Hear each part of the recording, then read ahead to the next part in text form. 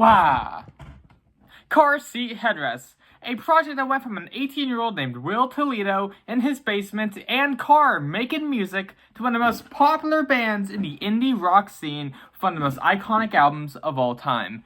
I know you might be wondering, number one, how did this thing progress into what it is today over the years of its, the discography? I know what else you might be wondering. Why does this sound like a school essay project thing? Well, it is. I don't talk like this normally. This is for a school project. And the answer for the first question is you'll find out in this 3 to 5 video thing that I'm doing for school. It's supposed to be 1 video, but I'm doing too much stuff, and now it's going to be like 5 videos. I love school so much. Am I on your mind? Is it what you like? Covered under your sleeve sometime. Car Seat Headrest started when Will Toledo left his band, Nervous Young Men. This band will be mentioned a lot, but I will not say anything about their albums or why they broke up because there's really nothing about them. And all the songs from them get remade later on for Car Seat Headrest, which is why they'll get mentioned a lot in here. Anyways, after all of that, Will Toledo starts with his first album for Car Seat Headrest, CSH. The first album, 1.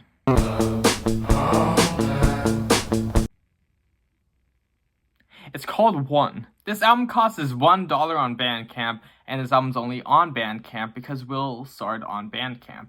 This album cover is a picture of a car seat headrest because he recorded his vocals in his car. And basically this album is just a bunch of low quality sounds and noises and just nothing really interesting to talk about.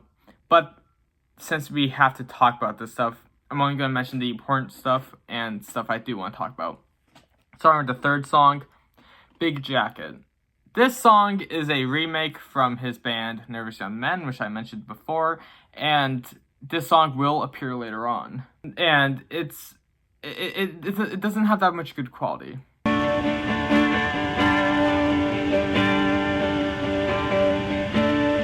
can have my iPod. You can have my guitar. You can have my drum set. Next song is number 5, Happy/Ugly. The song is very good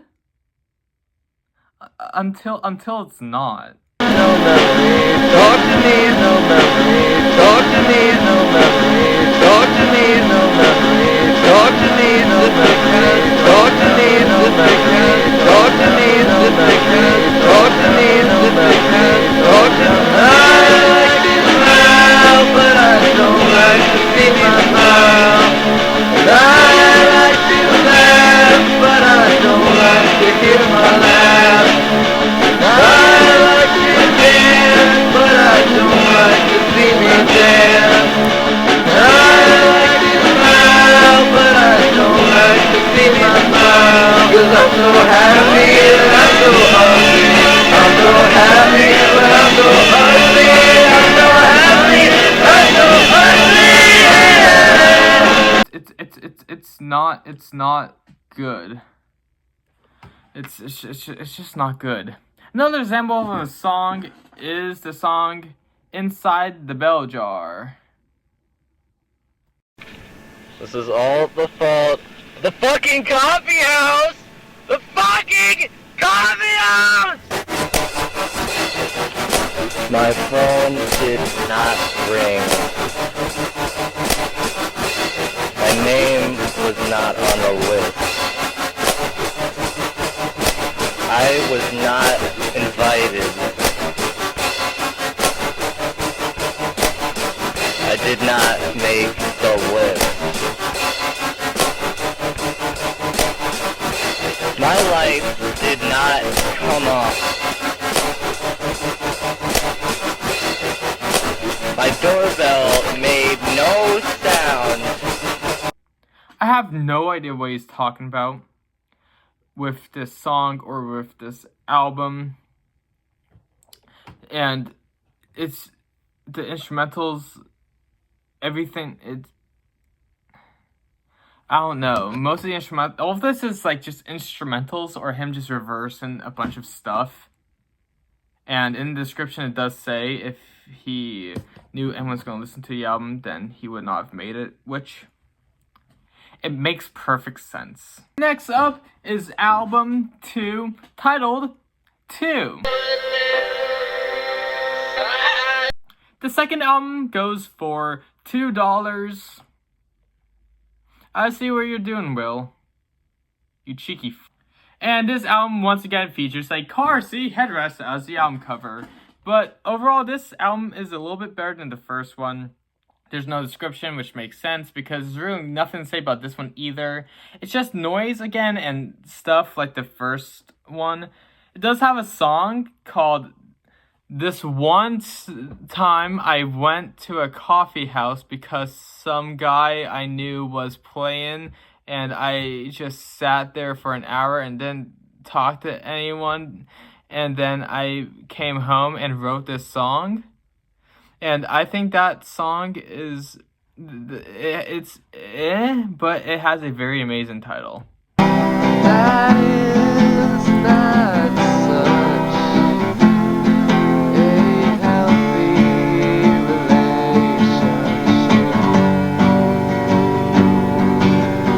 Today I went to a show and I didn't talk to anyone at all. There's a song that I do like called Act Suspicious, which is honestly the only thing I will revisit from this album. Acquisition for me, baby. Acquisition for me now. Acquisition for me, baby. Acquisition for me now. Acquisition for me, have come. Acquisition for me, man. Acquisition for me, my child. Acquisition for me, man. Acquisition for me, baby. Acquisition for me now. Acquisition for me, baby. Acquisition for me now. I'm speaking monotone. Leave a fucking microphone. Acquisition. Acquisition. I'm sick of being a bag. Everything is working out time. Acquisition. Acquisition. Overall, it's a slightly improved version of 1, but that's not saying much. Next up is album 3. This album costs $3 on Bandcamp because each album titled with a number costs the same amount as the number it is. This album is a whole different story with more interesting things to talk about than the first one. The first part of this album introduces a rock style that we will see a lot more in the Seat Headrest discography, and it brings the Beach series into the Seat Headrest stuff with Beach Week, Beach Drugs, most importantly, Beach Death, Beach Funeral, and Beach. Those 3 will be mentioned later, and also features the songs No Starvin', Oh Starvin', and Psst, Teenagers Take Off Your Clothes. You would think it says cloves, but it says clo. Send me a letter, send me a clothes.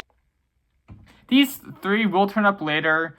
Well, I mean, those 2 will turn up later. No Starvin' kind of turns up. I don't know. Overall, my favorite songs from this album are mainly Oh Starvin'. Goodbye, sacred files. When I'm gone, all this information will die.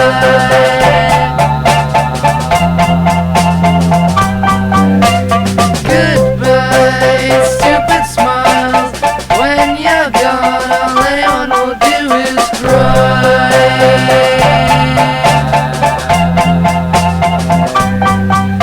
I used to enjoy losing money. Now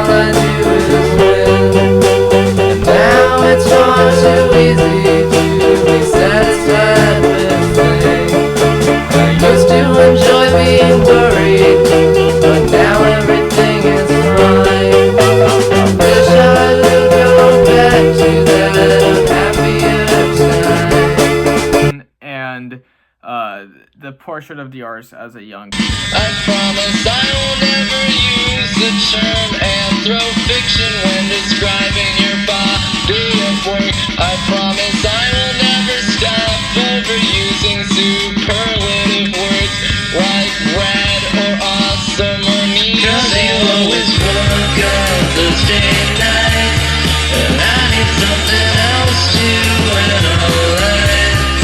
I'm making a portrait, painting you a portrait of the artist. And this album cover is a closet that was made by Kate Wertz, and they will be brought up later on a lot, and it's overall one of my favorite albums in the numbered album series. The last one for the number albums is 4. This one costs $4, and its album cover is a picture of a Grim Reaper in a bathtub, and the picture was made by Party Dog, who will not be mentioned again. This album does have a song I like called Around.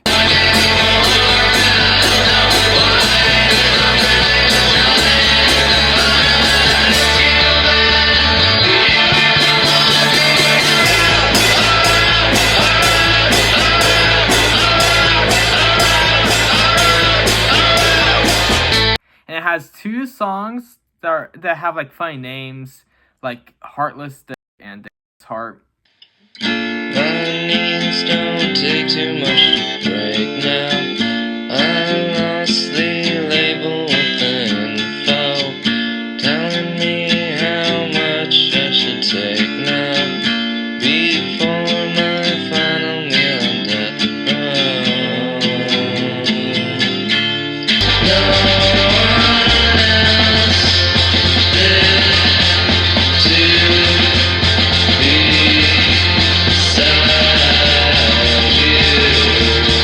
But other than that, 4 doesn't really have much to it.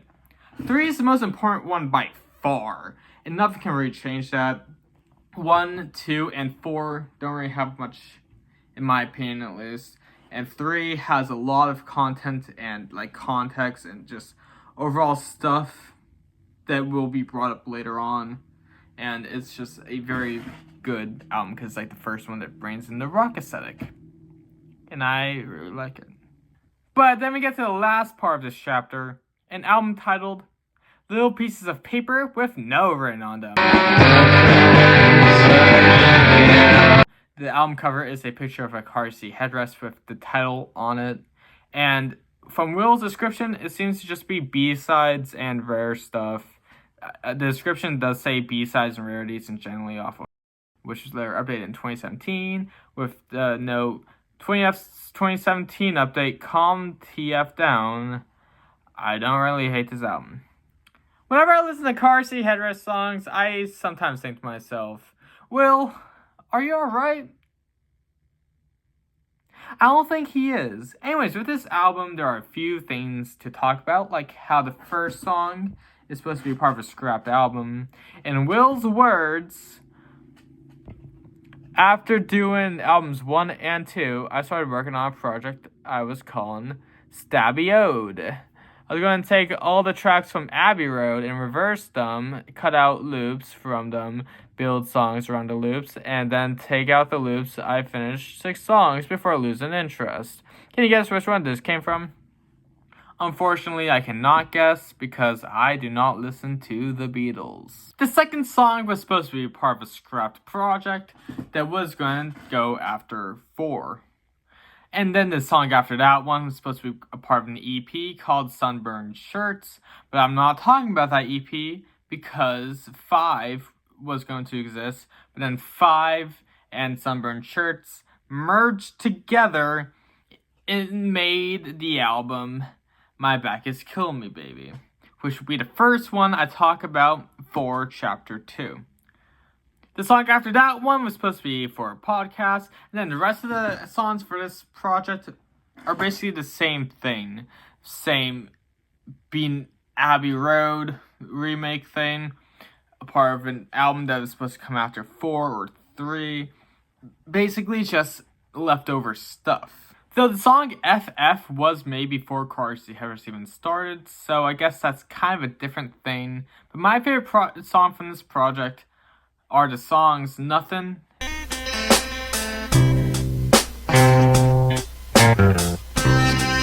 It's one of your best. An empty studio. I've got a prepared statement that I'm prepared to make.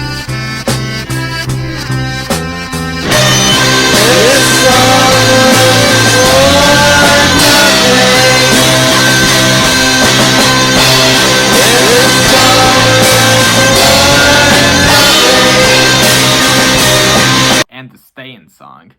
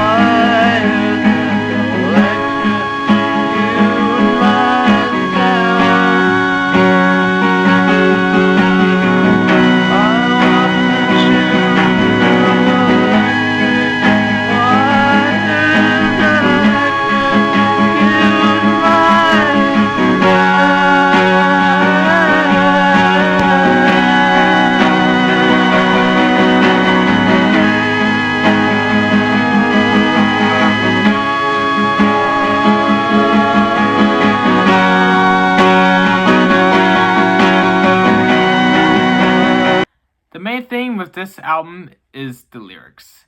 The one song called Wachovia Recipes. It does have a lyric that shows up later on in the album that was previously named My Back Is Killing Me Baby.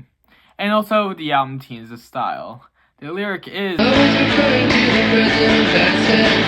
It was the only way that I could survive it. I was referring to the present past tense. It was the only way that I could survive it. I was referring to the present past tense. It was the only way that I could survive it. and that is later used in the song Something Soon, which is part of those two albums. Will often reuses song lyrics for different songs, and sometimes just remakes previous songs that were made. But that will all be discussed later on in this entire video series. Anyways, it's an okay section of the Car Seat Headrest discography, but the albums on chapter 2 get a lot better. And I will see you guys on chapter 2, because I probably will not have enough time to do every single thing on one video.